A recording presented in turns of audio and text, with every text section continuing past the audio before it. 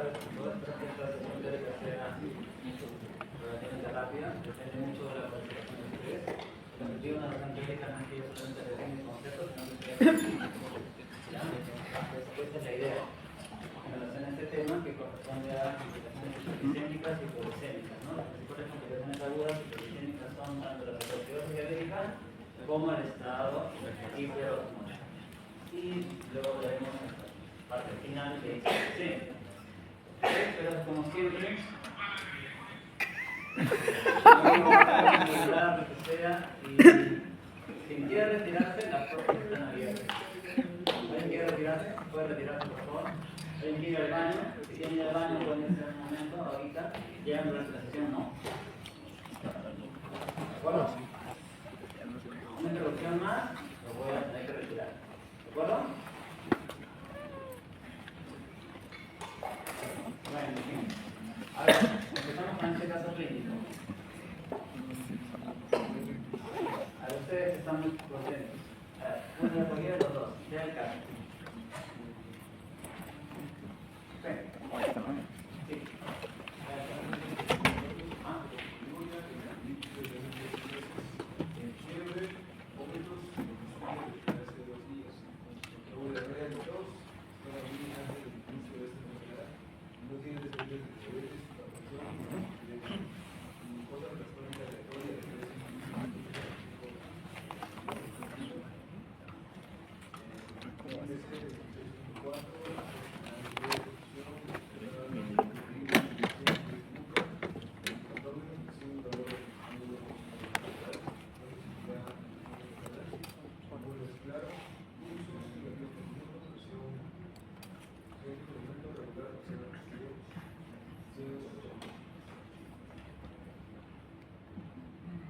Okay, ¿cuál sería para usted su diagnóstico? Usted mismo.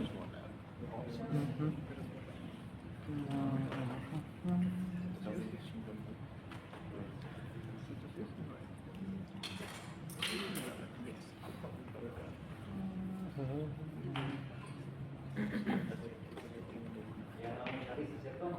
A ver, vamos a ver otro casito clínico. Su compañero que estaba a la derecha, lea el caso, por favor. Sí. Una niña de 4 años presenta con fiebre y vómitos de sus padres mencionan que ha perdido algo de peso los últimos meses, a pesar de tener buena opción. Antecedentes médicos, familiares y perinatales normales.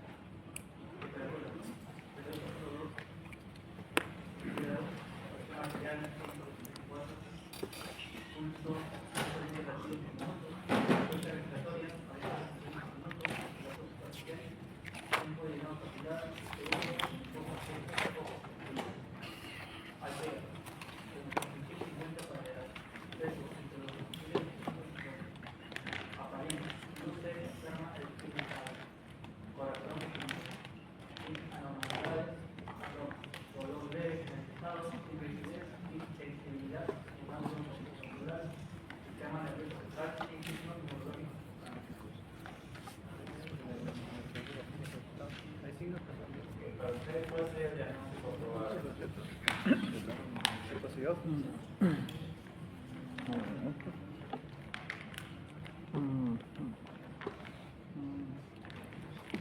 ¿Hiperosmolar? Bueno, vamos a regresar a los casos cuando avancemos la presentación. Pero era para motivarlos, para que vean dos escenarios bien definidos sobre estados de hiperglicemia, ¿no?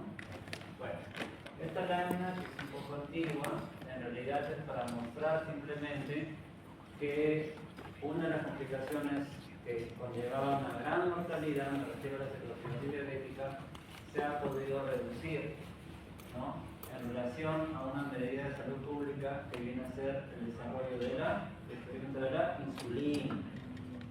Cuando hablamos de cetoacidosis diabética, parte fundamental del tratamiento para prevenir el estado de cetosis es el uso continuo de insulina, sobre todo en pacientes con diabetes mellitus tipo 1.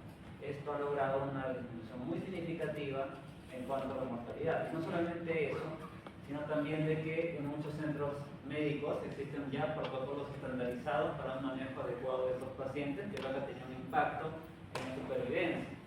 Si hablamos de las últimas décadas y las comparamos en el inicio del siglo pasado. Un escenario siempre esto es bueno compartir porque son experiencias que se pueden también transmitir a nuevas generaciones. Es que hubo un contexto, como ustedes saben, de pandemia. El hospital fue justamente un centro referencial para manejo de pacientes con COVID-19 y justamente como esta es una infección, predispuso a muchos pacientes con diabetes que no tenían acceso a servicios de salud a que desarrollen cuadros de cetoacidosis diabética. ¿Okay? Inclusive había una asociación de cetoacidosis diabética en pacientes con COVID-19 que tenía características muy propias, ¿no? Y en este contexto también el manejo era muy complejo porque no teníamos unidades de cuidados intensivos, sobre todo para cetoacidosis severa. No, pero había un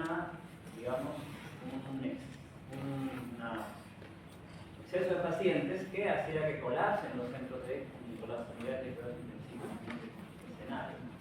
Y se tuvieron que establecer medidas respecto al tratamiento, inclusive en salas de medicina general, ¿no? adaptarse a ese contexto. Muy bueno. Él les muestra este artículo, que ya también es de algunos años, pero refleja ese escenario y hace hincapié en el hecho de que las infecciones son un factor predisponente para complicaciones agudas como cetoacidosis diabética. Esto hay que hablar desde ya, se los menciono. Ahora, esta sesión teórica está basada en un reporte, un consenso de la Asociación Americana de Diabetes, que es el más reciente. Si esta sesión teórica la hacía hace 2 años, probablemente me iba a referir a términos o consensos del año 2009, que fue el anterior consenso. El consenso actual es de 2024. Entonces, yo sé que muchos de ustedes leen literatura actual, ¿no? Guías de información de esa índole, y habrán visto que algunos aspectos en definiciones han variado en relación a la cetoacidosis diabética y estado hipermolar. Les invito, quien quiera profundizar más, puede revisar por su misma cuenta el documento. Bueno, esta es la agenda que vamos a desarrollar. Vamos a hablar sobre cetoacidosis diabética en la primera parte, en cuanto a definiciones, cuadro clínico, diagnóstico, tratamiento y luego sobre hipoglicemia. Para quienes han notado en endocrinología, seguramente habrán visto pacientes en hospitalización que han ingresado por cuadros de cetoacidosis, quizá, no creo mucho, pero también se reportan casos de cuadros hipermolar o cuadros mixtos, ¿no? Y también en consultorio podemos ver escenarios de hipoglicemia, ¿no? Que también se ve con relativa frecuencia. Entonces, lo que ustedes han visto en práctica, ahora con los conceptos teóricos les va a ser mucho más sencillo poder interpretar y aplicar más adelante, ¿no? Bueno, respecto a cetoacidosis diabética, hablemos un poco de la definición y epidemiología de fisiopatología. Entonces, ustedes reconocen que la cetoacidosis diabética y el estado hipermolar son espectros de cuadros agudos hiperglicémicos que tienen puntos en común, ¿verdad? En ambos cuadros clínicos puede haber hiperglicemia, en ambos cuadros clínicos puede haber un aumento de las hormonas contrarreguladoras. Pero ¿qué los diferencia? Que en un caso, en la cetoacidosis diabética, vamos a encontrar una acidosis metabólica con un anión GAP elevado. En cambio, en el estado hipermolar, como el nombre lo dice, vamos a encontrar un aumento de la osmolaridad plasmática. ¿Y eso qué va a conllevar? Que el paciente pueda deshidratarse significativamente. Y la deshidratación, ¿qué va a ocasionar en el paciente? Síntomas neurológicos, ¿no? Sobre todo, que es lo que más caracteriza a los pacientes con estado hiper. Si nosotros tratamos de establecer una diferencia entre la cetoacidosis y el estado hiperosmolar, tenemos que recordar aspectos también epidemiológicos, ¿no? Y también de en quiénes son más frecuentes, en qué tipo de diabetes, ¿no? Teóricamente, si ustedes revisan libros de texto de medicina interna, van a leer, ¿no?, que es frecuente que la cetoacidosis se vea más en pacientes con diabetes tipo 1, ¿no? Y el estado hiperosmolar más en diabetes tipo 2. Generalmente el estado hiperosmolar más afecta a adultos mayores, más en jóvenes la cetoacidosis diabética. El inicio de la enfermedad es más rápido en cetoacidosis que en el estado hiperosmolar, donde pueden ser días o semanas, ¿verdad? Y el factor precipitante en ambos puede ser un proceso infeccioso. No obstante, en adultos, sobre todo en estado premolar, sobre todo donde hay adultos mayores más relacionados, pueden haber además un precipitante, un DCB o uso de fármacos concomitantes. Ahora yo les preguntaría de repente para poder revisar ese tema más rápido, ¿por qué un paciente con por qué un paciente con diabetes tipo 1 hace más cetocidosis que un paciente con diabetes tipo 2? Teóricamente, quien quiera participar puede levantar la mano.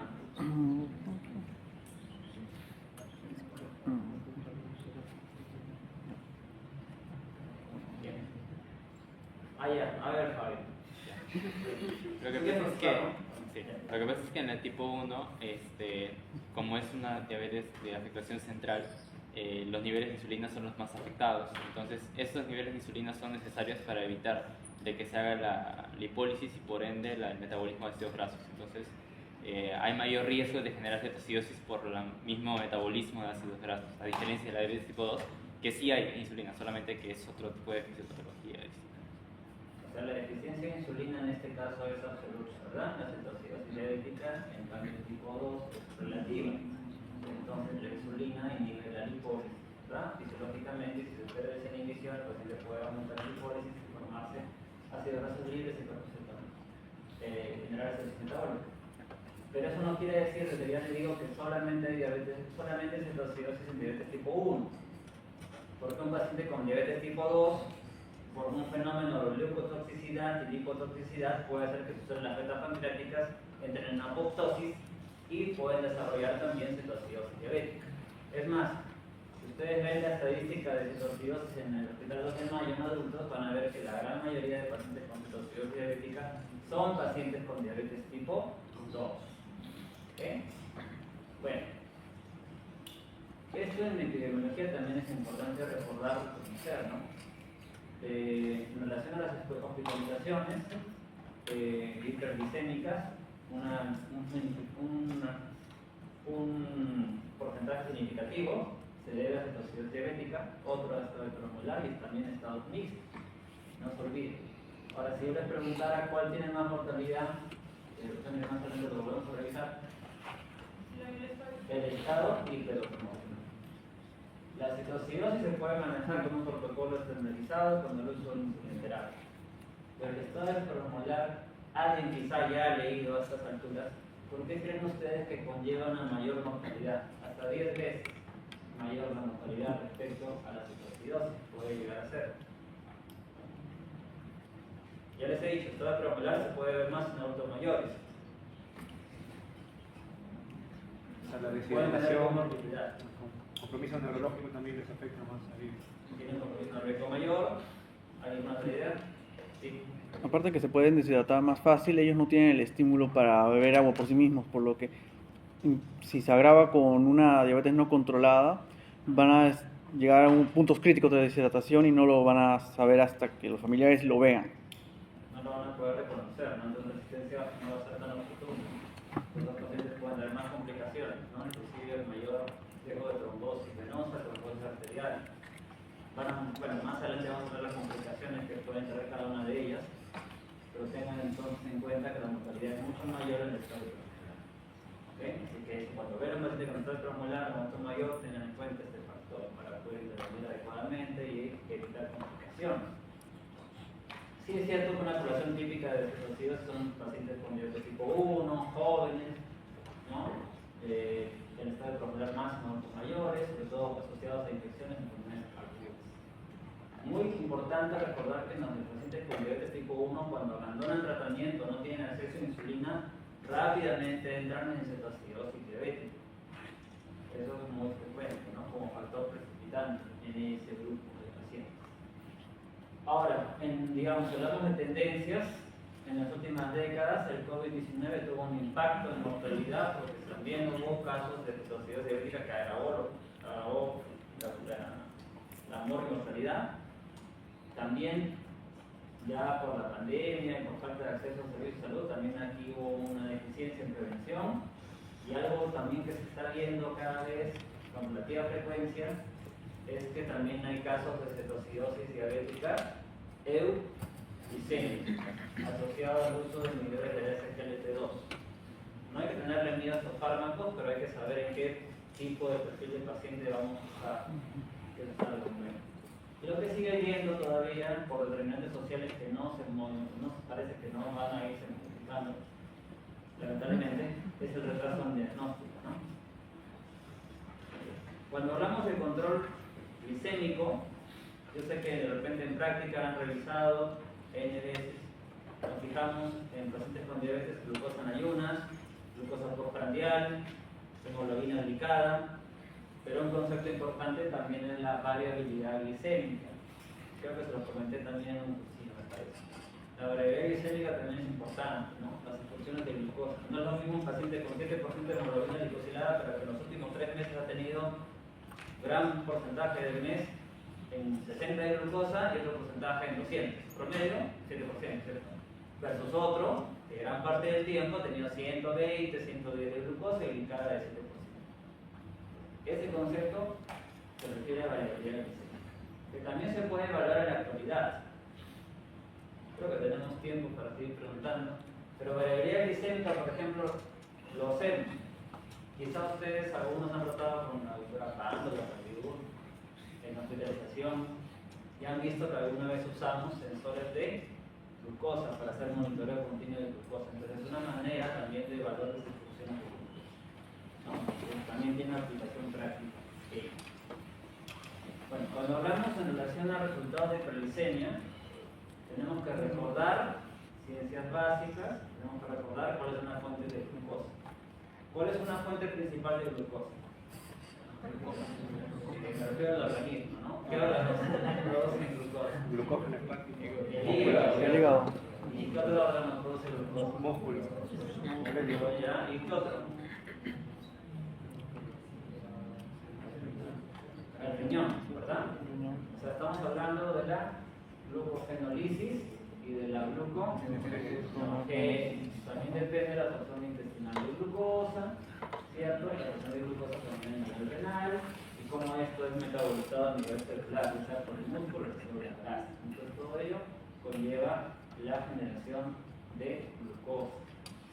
Ahora, en general, cuando hablamos de pacientes que ingieren, una persona que ingiere alimentos en un estado postprandial, ¿qué hormonas van a predominar? Sobre todo va a predominar la acción de la insulina, ¿no? Pero después de la ingesta de alimentos en estado postprandial va a aumentar la insulina. ¿Y la insulina qué cosa va a hacer? Va a inhibir todos los procesos metabólicos que hemos dicho que generan glucosa. La glucogenólisis, la gluconeogénesis, y desde el punto de vista del metabolismo de lípidos va a inhibir la lipólisis. ¿Okay? Todo lo contrario, lo que hacen las hormonas contrarreguladoras. Y esto es justamente lo que ocurre en la citocidosis diabética, ¿no? Si hay insulinopenia absoluta, ¿no? Significativa, vamos a ver lo predomina las hormonas contrarreguladoras. Entonces va a aumentar la producción hepática de glucosa, la gluconeogénesis y la lipólisis. Ahora, ¿cuál es el cuerpo cetónico que más aumenta en la citocidosis diabética? Hidróxido. El beta-hidroxibutirado, ¿cierto? El beta-hidroxibutirado tiene una relación de 1 a 10. Si lo comparamos con la cetosetato o la cetona, ¿de acuerdo? Y es lo que va a generar justamente la acidosis metabólica. Entonces, recordar aquí el metabolismo de los lípidos, muy importante, la acción de la lipasa, para que se vaya a formar el glicerol, o voy a dar el glicerol, los triglicéridos y ácidos grasos libres, y que estos luego se vayan a metabolizar y se formen los cetoácidos y sobre todo el beta-hidroxibutirato que genera acetonemia y conlleva la acidosis metabólica. Ahora, en los carbohidratos que hemos mencionado, los procesos metabólicos que van a estar incluyendo, pero tener en cuenta también que la disminución periférica de glucosa también puede verse afectada, ¿no? Entonces, esto tiene que quedar claro para todos. Si la deficiencia es absoluta, el paciente probablemente vaya a ser citocidosis diabética. Si la deficiencia relativa, o sea, queda cierta cantidad de insulina, esta va a inhibir la lipólisis y probablemente el paciente pueda hacer un estado hiperosmolar. En ambos extremos de complicaciones hiperglicémicas puede haber un aumento de las hormonas contrarreguladoras, de liberación inmediata y liberación tardía. ¿Qué hormonas de aquí son de liberación reguladoras de liberación inmediata? A ver, voy a preguntar a alguien de ustedes. Hoy día estamos 21, ¿no? A ver, 21. Tamara Jiménez. A ver, Tamara, ¿cuáles de estas hormonas contrarreguladoras son de liberación inmediata? De liberación. Inmediata, temprana. Cao, muy bien. ¿Qué otra más? ¿Cuál? Catecolaminas. Muy bien. Liberación tardía, cortisol y la hormona de crecimiento. Esos conceptos básicos que tienen que estar ya claros con eso ya deben de venir aquí. Bueno, entonces esta es la lanzadera, el metabolismo de los lípidos que ya hemos mencionado. Tener en cuenta además, ¿no?, que la insulina también puede afectar la lipasa sensible a hormonas, ¿no? Y esta lipasa sensible a hormonas, cuando la insulina, por ejemplo, está alterada o deficiente, puede conllevar que se liberen brazos libres antiagentes sanguíneos. Inicialmente, normalmente lo inhibe la lipasa sensible a hormonas, la insulina. Bueno. Es lo que acabamos de decir. Entonces, en pacientes que tienen un estrés promolar no va a haber cetosis, pero sí glicemia y aumento de la osmolaridad plasmática. Ya veremos luego que hay osmolaridad plasmática total y osmolaridad plasmática efectiva. ¿Cierto? Este cuadro es bastante claro para decirlo, para poder reducir los síntomas, ¿no? En pacientes, por ejemplo, que tienen un estrés promolar, la hiperglicemia no va a verse controlada, el paciente se va a deshidratar y como consecuencia de eso el paciente puede presentar trastorno del sensorio, pero no solamente eso. Puede hacer también por depresión de volumen una lesión renal aguda, ¿no? Y consecuencia de la por ingesta de fluidos también puede hacer un aumento de la osmolaridad plasmática. Ahora, en la cetoacidosis que hemos mencionado, va a haber una cetonemia, una acidosis metabólica, pero ojo, también pueden haber casos, y hemos visto que hasta un 30% de pacientes al ingreso pueden también tener cuadros mixtos, ¿no? O sea, quiero decir, pueden cursar con cetoacidosis diabética y tener un componente hiperosmolar. O sea, no existe, no necesariamente todos los cuadros son puros, no todo paciente se presenta solamente como cetoacidosis o solamente como un estado de situación. Ahora, algo que seguramente ustedes han visto, leído y que ha ido cambiando, ¿con qué asociamos el estado hiperosmolar? Con compromiso del sensorio, ¿verdad? ¿Y con qué más? Aumento de la osmolaridad plasmática y niveles de glucosa muy elevados, ¿cierto? Pero también podemos encontrar niveles de glucosa elevados en la cetoacidosis. Lo que va a determinar la diferencia sobre todo es la presencia de la cetosis, de la acidosis metabólica, fundamentalmente. Ahora, hay diagnósticos diferenciales. Si hablamos de cetoacidosis diabética, ustedes deben recordar que la cetoacidosis diabética genera o puede generar una acidosis metabólica, ¿no? Es parte de una acidosis metabólica. ¿Cuáles serían diagnósticos diferenciales? Por ejemplo, de una acidosis metabólica con una unión GAP elevada. ¿Quién podría dar algunos ejemplos? Puede levantar la mano.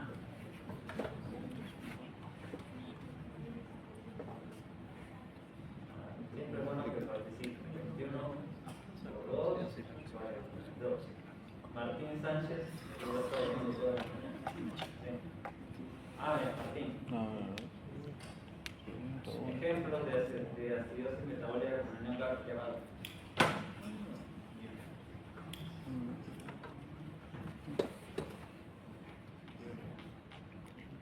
Un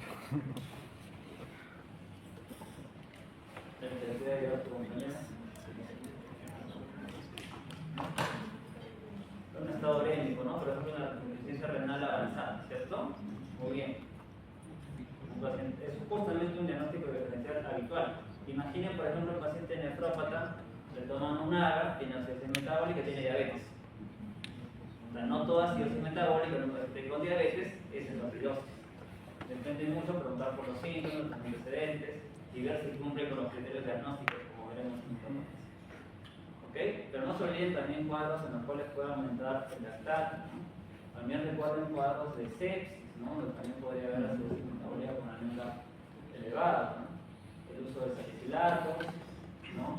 También, bueno, otros cuadros de cetosis asociados al consumo de alcohol o algunos clorogados que también pueden llevar a cetosis, ¿no? Cetosis. Tenerlos en cuenta en su diagnóstico diferencial. Listo, vamos al cuadro clínico. La cetoacidosis diabética es un cuadro abrupto, de inicio rápido, el tiempo de enfermedad generalmente son 24 a 48 horas. El paciente generalmente va a tener síntomas característicos, ¿no? Esto es un recuerdo de semiología para quienes han rotado aquí en el hospital y bueno, me imagino en otras sedes, ¿no? ¿Cuáles son los síntomas clásicos de la cetoacidosis diabética? Renzo Zapata, ¿está? Renzo. ¿Cuáles son los síntomas y signos clásicos de la cetoacidosis diabética? ¿Te recuerdas? Tiene vómitos, Náuseas, vómitos. está en estado deshidratado, Puede haber deshidratación. debilidad general, dolor abdominal también. Ya, ahora vamos a preguntar esa parte, ¿no? ¿Por qué hay náuseas y vómitos en un paciente con cetoacidosis?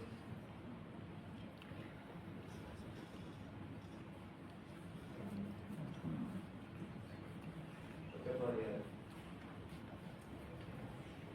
¿Por la acidosis? ¿Y por qué hay dolor abdominal?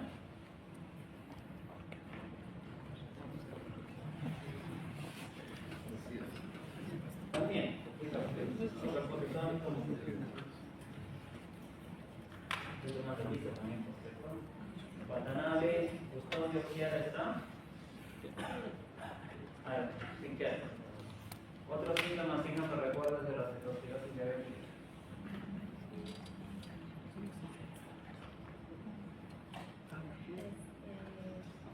Respiración de Kussmaul. La respiración. Pues, ¿por qué se explica la respiración de Kussmaul?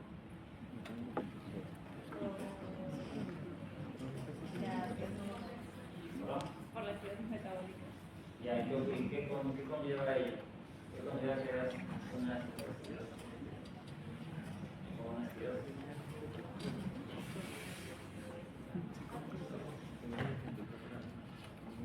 Paciente hiperventila, ¿cierto? Entonces, el paciente hiperventilar, como una respuesta compensatoria, la acidosis, ¿no? Pero por general, la losis.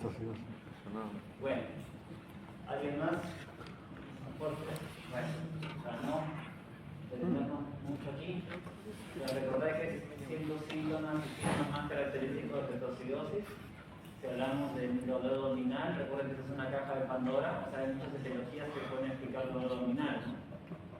Una de ellas, cetoacidosis. En endocrinología estamos ya acabando el curso. Otra causa de dolor abdominal de origen endocrino, ¿cuál sería?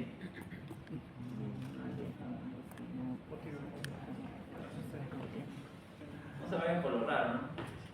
Lo relativamente frecuente. Una crisis adrenal, ¿no? Si es el problema agudo, también puede cursar con dolor abdominal, ¿cierto? Bueno, más allá de eso, la cetoacidosis puede cursar con dolor abdominal, náuseas, vómitos, compromiso sensorios no marcados en el estado hipermolar, como ya decíamos. Signos de deshidratación son más marcados en el estado hipermolar. Respiración con Paul, ya hemos dicho, cetoacidosis, taquicardia, hipotensión pueden ser signos de la hipovolemia. Igualmente se forma el sensor por la hiperosmolaridad que puede llevar a shock o coma. Ahora, el shock y el coma, ojo, es solamente visto en el estado hipermolar. Tiene dimensión. Un paciente con cetoacidosis, sobre todo una cetoacidosis severa, puede entrar también en shock. Es un signo de severidad de la cetoacidosis diabética, como veremos más adelante. Ok, y esto lámina es para recordar lo que les estaba mencionando. La cetoacidosis diabética también puede verse en la diabetes tipo 2. Esto explica por qué, por ejemplo, muchos pacientes con diabetes que debutan con cetoacidosis o mal control glicémico, puede que semanas siguientes requieran usar insulina hasta que se estabilice y quiero decir hasta que el páncreas nuevamente empiece a secretar insulina. Porque la glucotoxicidad, imagina un paciente que tiene glucosa de 300, 400 por 2 meses. Va a generar también hipotoxicidad por el aumento de la glicólisis. Entonces, eso también va a afectar a sus células beta pancreáticas y por lo tanto va a haber insulinopenia. Y por ende, mayor predisposición a hacer cetosis. Y esto ocurre mucho porque lamentablemente muchos pacientes con diabetes pues no tienen acceso a servicios de salud de forma oportuna, ¿no? Y ya llegan con este deterioro y pueden cursar como un cuadro agudo. Listo, vamos al diagnóstico. Y esto es lo que les dije que ha cambiado un poco, ¿no? No sé hasta aquí cómo les habrán enseñado otros docentes, no los quiero marear, pero lo importante, más que nada, es por reconocer la cetoacidosis en cuanto a criterios, sobre todo, por respecto a criterios. La glucosa es variable, generalmente es una glucosa elevada. La osmolalidad plasmática, y digamos, históricamente, sí, siempre nos han enseñado, 2009, 2010, 12, 14, que el valor de la osmolalidad plasmática efectiva para hacer diagnóstico debe ser mayor a 320. Pero ya en este consenso actual, se ha considerado un umbral más bajo, de 300 milimoles por kilo, de osmolaridad plasmática efectiva. Y si hablamos de la total, mayor o igual a 320. Ahora, aquí está la fórmula que seguramente muchos recuerdan, ¿verdad? Osmolaridad total es igual a 2 veces el sodio más la glucosa entre 18 más la urea entre 6. Si usaran el BUN sería entre 2.6, pero bueno, no usamos el BUN, ¿no? La urea en nuestra realidad. O valor normal, 290 más menos 5. Si usamos la osmolaridad plasmática efectiva, 2 veces el sodio más la glucosa entre 18, valor normal 275 a 295. Pero lo importante entonces es encontrar un aumento de la osmolaridad plasmática y sea efectiva total, que haya ausencia de cetosis, ojo, quiero decir que el beta-hidroxibutirato sea menos de 3 milimoles y que no haya cetonuria, ¿no? Y que tampoco haya acidosis significativa en el paciente. ¿Ok? Y que el estado mental puede estar alterado, ¿no? Ahora, respecto a la cetoacidosis diabética, aquí la triada característica es la siguiente. Hiperglicemia, ojo, esto también ha cambiado un poco, ¿no? Me refiero a una glucosa que debe ser mayor a 200, ya no lo característico que era 250. Cetosis, se prefiere dosar cuerpos cetónicos a nivel plasmático, sobre todo el beta-hidroxibutirato, que sea mayor a 3 milimoles. O, si no está disponible, medir cuerpos cetónicos en orina que sean mayor o igual a 2 cruces. Y la acidemia, manifestada por un pH menor a 7.3 con bicarbonato menor a 18. Esa es la triada bioquímica, ¿no? Para catalogar a un paciente de cetoacidosis diabética. Si no se cumple eso, no hay cetoacidosis diabética. Ahora, ¿por qué 200 y no 250? Porque se están reportando más casos de cetoacidosis diabética euglicémica. Por eso que la Asociación Americana de Diabetes con la Asociación Americana de Organismos Clínicos y la Asociación Europea de Diabetes considera en este consenso estos puntos de corte. ¿Para qué? Para que no se pase el diagnóstico de pacientes que puedan tener, sin tener cetoacidosis diabética por el punto de corte. ¿De acuerdo? Recuerden que los inhibidores de la SGLT2 generan glucosur. La glucosa no necesariamente va a estar tan elevada en este tipo de pacientes. ¿Sí? Doctor, ¿el pH y el bicarbonato tienen que los dos estar bajo sus valores? ¿Perdón? ¿El pH y el bicarbonato, los dos deben estar bajo sus valores? ¿O puede ser uno y otro? Bueno, cualquiera de los dos. ¿No? Pero el punto aquí es que se cumpla la triada y no solamente eso, sino que cataloguemos al paciente de acuerdo a su estado de severidad. Porque la cetoacidosis puede ser leve, moderada o severa. Si bien es cierto, esto puede ser cuestionado por muchos colegas, endocrinólogos también, es básicamente por el hecho de que esto es un juicio de expertos, ¿no? Ya ustedes con el tiempo podrán acceso a más literatura, o de repente ya lo conocen. El doctor Guillermo Umbierres, que es un diabetólogo experto de la Asociación Americana de Diabetes, es el que propuso estos criterios. O sea, no está basado en ningún estudio retrospectivo, ¿eh? Los criterios de severidad, leve, moderada, severa, es un consenso, un juicio de expertos. Ustedes saben que cuando hablamos de nivel de evidencia, no es el más sólido, ¿no? Un juicio de expertos. ¿Ok? Ahora, para que tengan en cuenta, una cetoacidosis leve El cambio aquí es que se habla de la medición de cuerpos cetónicos, específicamente el BT2-ibutirato. Cuando esté disponible un valor de 3 a 6, se considera leve, moderado igual, pero severo más de 6 milimoles. Miren que la glucosa no influye en la severidad. Si el pH es 5, de 7.25 a 7.30, leve, de 7 a 7.24, moderado, menos de 7, severo. Bicarbonato de 15 a 18, leve, de 10 a 15, moderado, menos de 10, severo. El compromiso neurológico determina también la severidad, ¿no? Si el paciente ya está en estupor o coma, severo. ¿Para qué se ha hecho este consenso en relación a severidad? Para poder saber qué pacientes, seleccionar qué pacientes al ingreso de emergencia van a requerir un acceso a una unidad de cuidados intensivos. Sobre todo para no colapsar las unidades de cuidados intensivos, que siempre tienen una limitación de acceso, ¿no? Una cetoacidosis leve podría manejarse en una sala de medicina o de intermedio en un caso moderado. No todo necesariamente va a uso. Pero el concepto es que la severidad de la cetoacidosis no le da el valor de glucosa, por si acaso, sí la puede dar un valor de cuerpos cetónicos y la acidosis metabólica y el compromiso neurológico. Eso determina la severidad de una cetoacidosis leve. Ahora, esto se individualiza por si acaso, no todos los pacientes son iguales. O sea, hay casos en los cuales, dependiendo por ejemplo de la evaluación que haga el médico, ya que ese es un caso más severo, más que ser solamente un caso moderado. Va a depender, como dice acá, de última instancia, de la decisión clínica que se tenga respecto al paciente.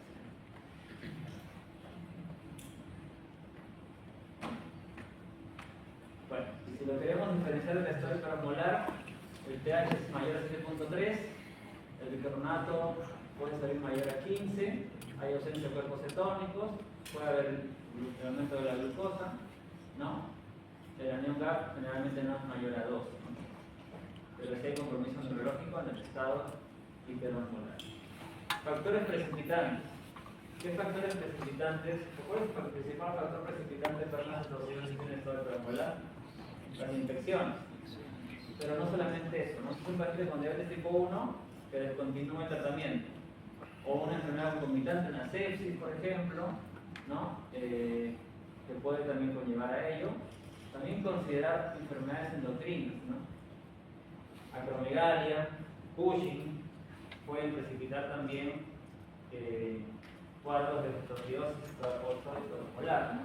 También fármacos, glucocorticoides, bloqueadores de canal de calcio, glucosídicos, enfermedades agudas concomitantes, cualquiera de las que están viendo acá, o una diabetes no diagnosticada. Puede ser una forma de, entre comillas, debut de una diabetes, ¿no? Un paciente que recién tiene un diagnóstico de diabetes y puede estar presentando al debut una cetoacidosis diabetes. Ahora, esto es un poco de epidemiología respecto a cetoacidosis hipermolar. El factor precipitante más común, y hemos visto que son las infecciones, pero también está en segundo lugar la omisión o ausencia de aplicación de insulina. Puede también esto precipitar una cetoacidosis diabética o un estado hipermolar. En segundo lugar, también está un debut de diabetes, un infarto, DCB, un cuadro de pancreatitis, el uso de fármacos, pero tengan en cuenta que a veces hay pacientes en los cuales no logramos identificar la etiología o el factor precipitante de la cetoacidosis. También puedo. Bueno, hasta aquí hemos visto, recordar un poco de conceptos de epidemiología, fisiología, clínica, diagnóstico. Ahora vamos a tratamiento. ¿Okay? Respecto al tratamiento, ¿cuáles son los pilares fundamentales? A ver, que recuerden o que han leído. De repente los que se han rotado en la epidemiología. La insulina, por un lado, es un pilar. Otra, hidratación. ¿Qué más?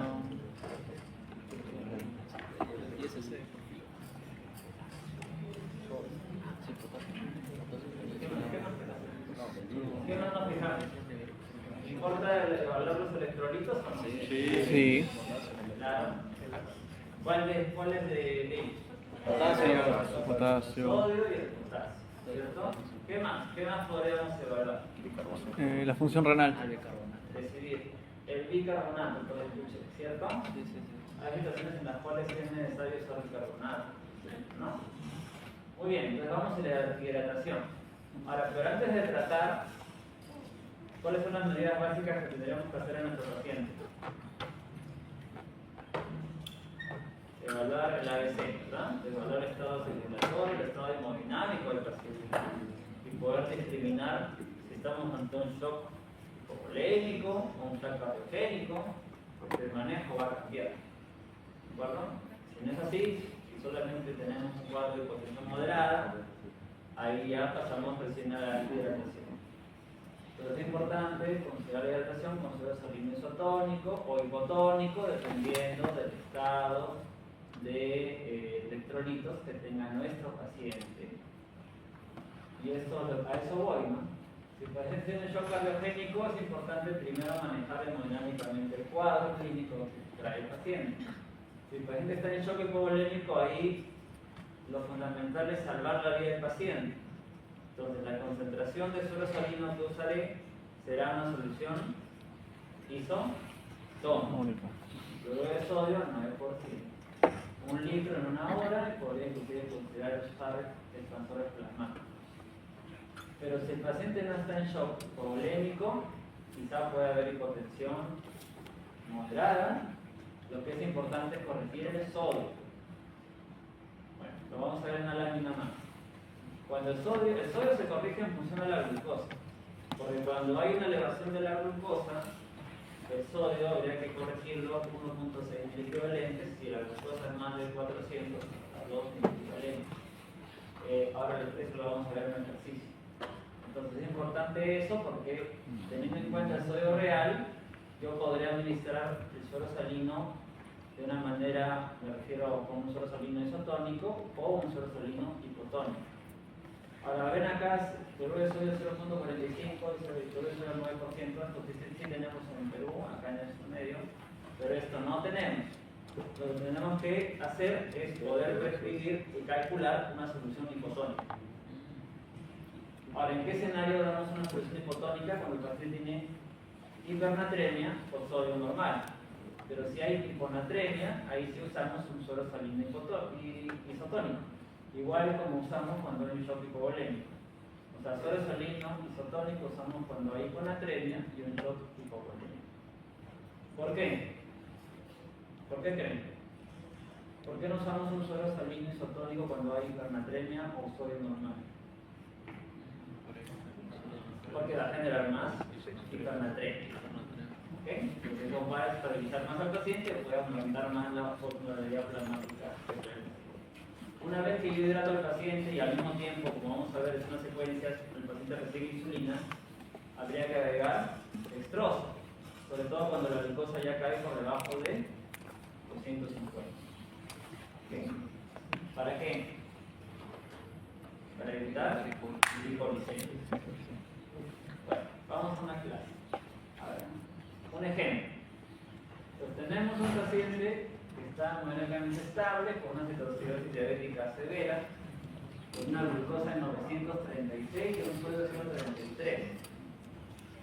¿Qué solución nos haría para evitar la hidratación? Vayan pensando.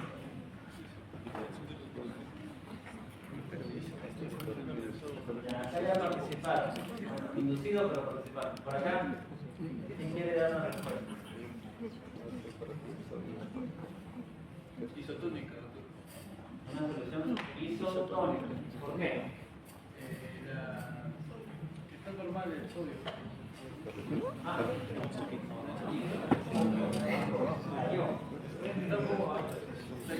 ¿qué tendríamos que hacer? ¿Alguien quiere levante la mano? Sí. ¿Tu nombre cuál es? Martín. Yo diría hipertónica porque no hay que esperar a que baje más el sodio y Hipertónica. para poder ya para que baje más.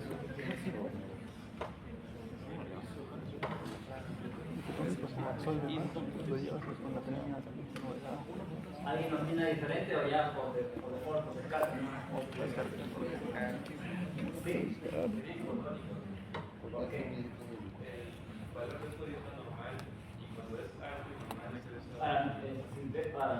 Este valor normal, subimos aisladamente.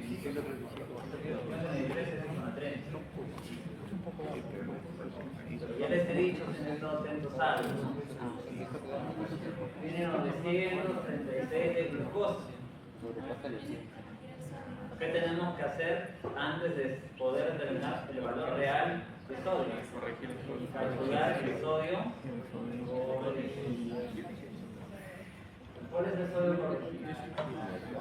Bueno, por cada 100 gramos de glucosa, habría que aumentar unos puntos equivalentes al sodio medido. Entonces, el sodio medido es 133, 1.6, una fórmula glucosa menos 100. Bueno, calculándolo sale más o menos 145.8 el sodio corregido. Entonces, ese sodio está en rango de hipernatremia. La solución que tendré que usar, ¿de qué tipo será? Hipoto. Claro. Salvo que el paciente después diga que viene en shock hipovolémico, entonces ahí no va a estar tomando dosaje de sodio real, porque no, enfrente de los hidratos para poder salvar la vida del paciente, entonces que entre en coma. Ahí está. Bueno, entonces, solución, no se olviden del sodio corregido. Ese es el concepto que quiero que se lleven, ¿no? Cuando el paciente no tiene shock hipovolémico y tampoco shock cardiogénico, le vamos a hidratar porque tomar en cuenta el sodio en función de la glucosa. Y en base a eso, hidratar con soluciones isotónicas o hipotónicas. Bueno, vamos a la insulinoterapia. Recordarán seguramente sus clases de farmacología. Las insulinas tienen varias formas de administración, pueden ser por vías subcutáneas, pueden ser inclusive intramusculares y endovenosas. En este caso, cuando la ketoacidosis es severa, lo que se suele, bueno, inclusive moderada, la opción de tratamiento ideal es el uso de insulinas por día endovenosa. ¿Alguna vez han visto un paciente que usa insulina endovenosa? ¿Han tenido oportunidad de ver de repente en salas de intermedios en medicina? ¿O de repente en emergencias? ¿Qué se usa para poder infundir insulina? Una bomba de infusión de insulina. Creo que acá no me da para explicarlo, pero les puedo decir, ¿no? ¿Cómo se elabora una bomba de infusión de insulina? Se puede hacer agregando 100 cc de cloruro de sodio con 100 unidades de insulina regular, de tal manera que un cc equivalga a una unidad de insulina. Porque cuando hablamos de fluidos, nosotros no hablamos de infundir unidades de insulina, sino hablamos de mililitros, ¿no? Centímetros cúbicos. Entonces, de esa manera se logra una solución equimolar, ¿no? 100 cc de cloruro de sodio con 100 unidades de insulina regular. Así se construye una bomba de insulina. Y la velocidad, yo la voy a calcular, eso sí, con la fórmula, ¿no? ¿Cuál es la fórmula? 0.1 unidades por kilo por hora. Pero si un paciente pesa de 60 kilos, ¿cuánto le corresponderá por hora? 6 unidades por hora. Y en la bomba de infusión vendrá a ser 6 cc por hora. En la prescripción médica ustedes van a ver cloruro de sodio 100 cc, 100 unidades de insulina regular, una llave, y la velocidad de infusión sería iniciar con 6 cc por hora. Con monitoreo. El monitoreo debe ser cada hora, cada 2 horas, dependiendo de las vidas reactivas que cuenten ustedes con el hospital. Eso sí, en verdad, en la vida real es una limitación. Sobre todo por el personal de enfermería que puede hacer seguimiento de eso. La idea es que con la infusión de insulina la glucosa caiga por lo menos un 10% del valor basal o alrededor de 50 a 70 miligramos por decilitro respecto a la hora anterior. Si logro eso, lo mantengo al paciente, pero si no logro el objetivo tendría que duplicar la dosis, o sea, de 6 a 12, ¿no? La idea, y esto no lo pongo acá pero les puedo comentar, es que cada centro, unidad de cuidados intensivos, tenga su propio algoritmo para poder tomar decisiones, porque existen métodos.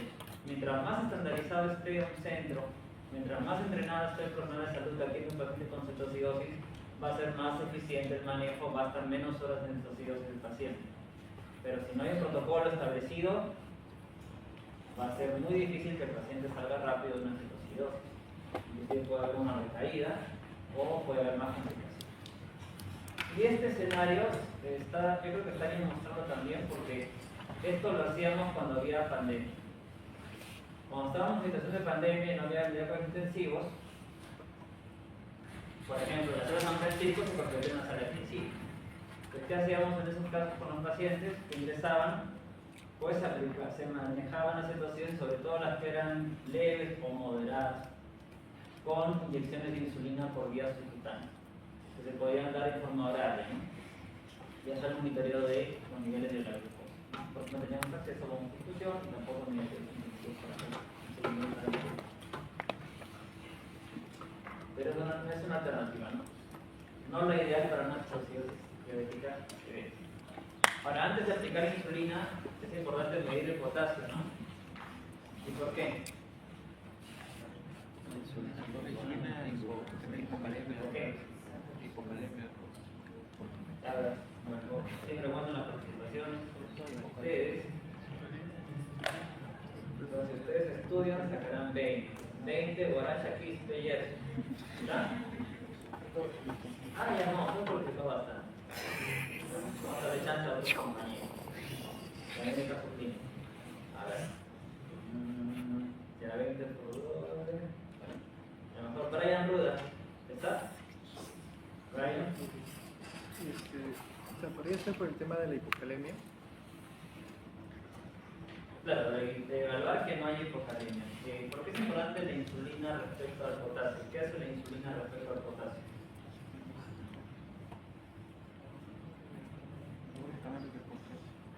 O sea, interviene dentro de los canales de...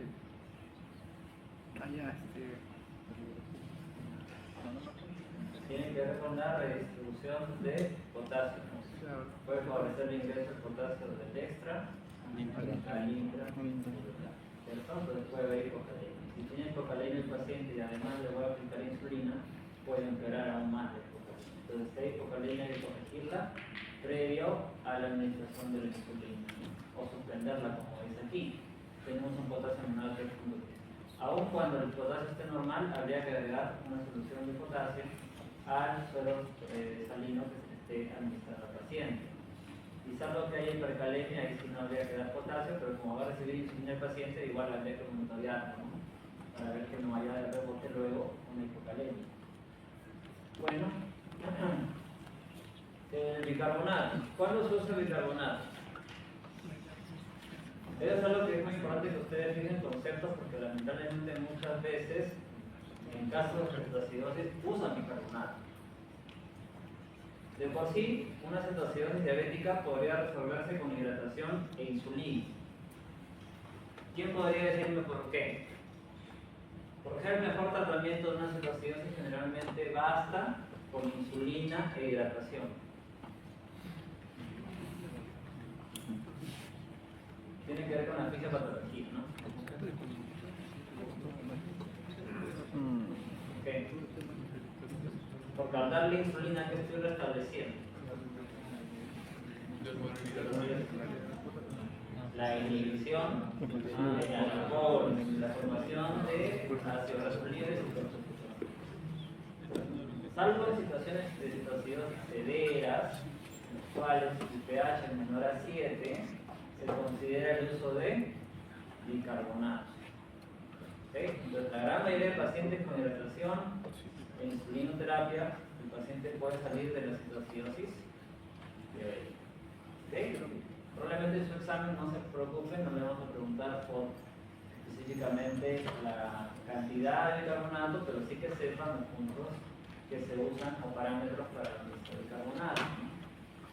Ahora, en cetoacidosis, siempre es importante, de repente cuando tengan ustedes experiencia de repente acompañar a un residente o ser externos o internos, verán que lo más importante cuando hacemos seguimiento a los pacientes es saber cuándo salió de la crisis. O sea, una cetoacidosis generalmente se puede resolver en 48 horas, en la gran mayoría de casos. Pero para eso usamos ciertos parámetros como criterios de resolución de cetoacidosis. Entonces, ¿cuándo decimos que un paciente ha salido de cetoacidosis diabética? Cuando el pH es mayor a 7.3, el bicarbonato es mayor a 18, el beta-hidroxibutirato está disponible en menos de 0.6, el anión GAP es menos de 12, ¿no? Hay mejoría clínica, el paciente tolera la vía oral y por lo tanto es capaz de transicionar de insulina endovenosa a insulina subcutánea. De las insulinas subcutáneas, algunos de ustedes sí conocen o han revisado de qué estamos hablando, ¿no? Bueno, a ver, ¿qué insulinas conocen? Existen insulina de acción basal y de acción prandial. ¿Algún ejemplo de insulina basal? Ahora vamos a preguntar en esta misma dinámica. Leonardo, digamos. Ahí está. Insulina de acción basal. Insulina de acción basal son insulinas que controlan la glucosa sobre todo en ayunas. De administración subcutánea. Todavía no todos los 5, ¿no? ¿Sí?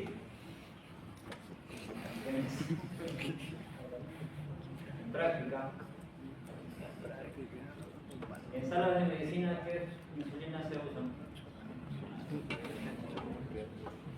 ¿Qué ha visto? Insulina NPH.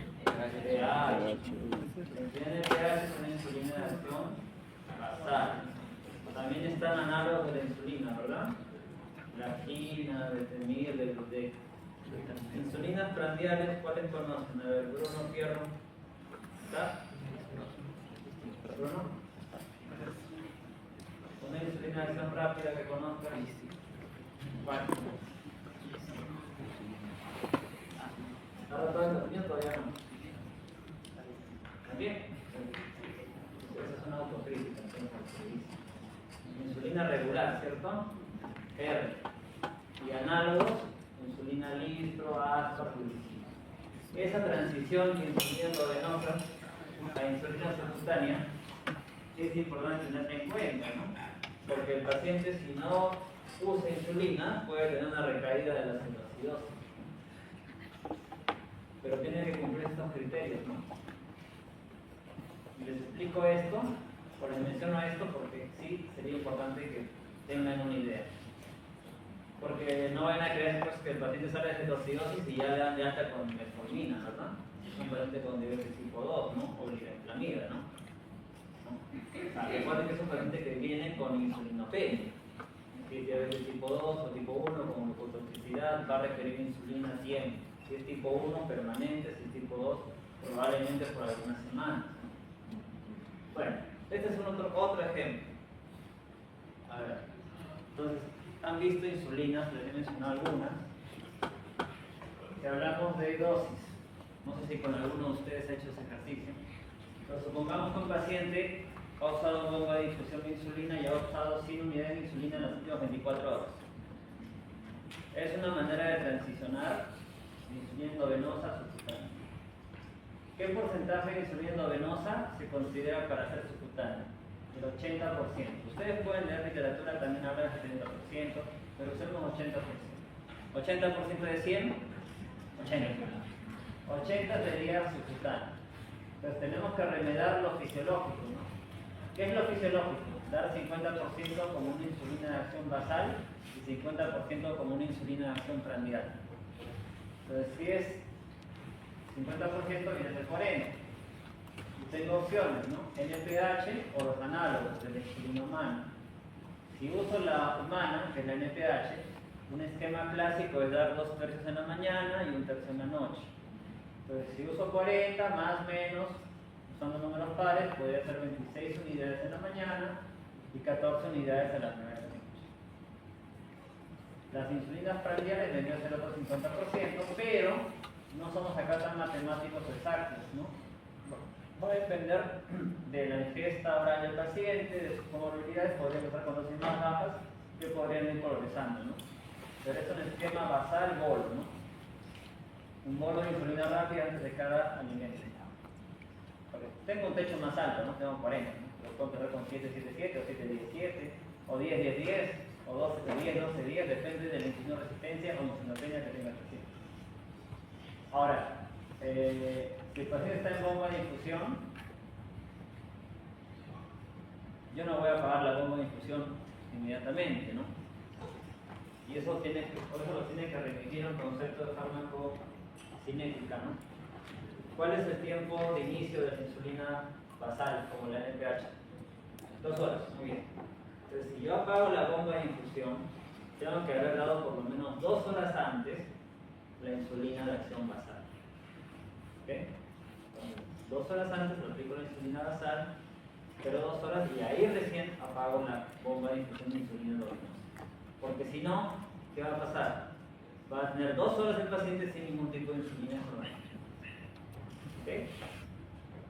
Eso también es importante. No necesariamente les voy a preguntar eso, pero les digo, son conceptos prácticos, ¿no? Es lo que ocurre y también puede llevar a errores, ¿no? El manejo de estos pacientes. El tratamiento del estadio promolar. El manejo es igual, solamente que en estos casos, generalmente el volumen de suero salino que se va a administrar suele ser mayor. Igualmente hay que corregir el sodio en función de la glucosa del paciente. Otra diferencia generalmente es que cuando la glucosa cae por debajo de 300, ya había que agregar de todas maneras dextrosa para evitar las hipoglicemias, ¿no? Porque generalmente el estadio promolar puede resolverse más rápido que la citocidosis diabética, ¿no? Puede haber una caída más rápida de la glucosa. Igual, la dosis de insulina es igual a lo que les he mencionado, ¿no? Y siempre con el monitoreo cada 2 horas y tomando en cuenta una caída del 10% de los niveles de la glucosa como objetivo, como meta, ¿no? Igualmente tener en cuenta los niveles de potasio para poder administrar la insulina o agregarlo a la solución e ir monitoreando. Criterios de resolución del estadio promolar. La osmolaridad plasmática calculada o efectiva se gana más de 300, que haya una mejoría del estado del sensorio, que es un componente importante del estadio promolar, que se corrija la hipovolemia y que el paciente tolere la vía oral, ¿no?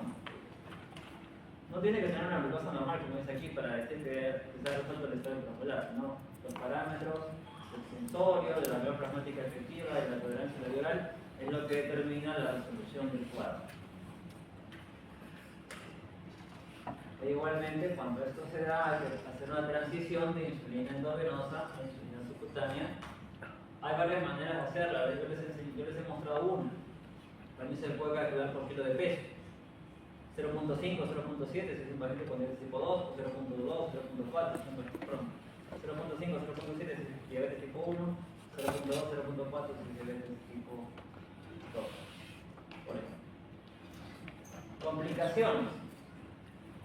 No me gusta decir que sea pregunta de examen, acá, ¿no? Pero bueno, presten atención. Una complicación de un estado hiperomolar, ustedes han visto que más se ven en adultos mayores, generalmente es la presencia de trombosis venosa y arterial. ¿Y por qué?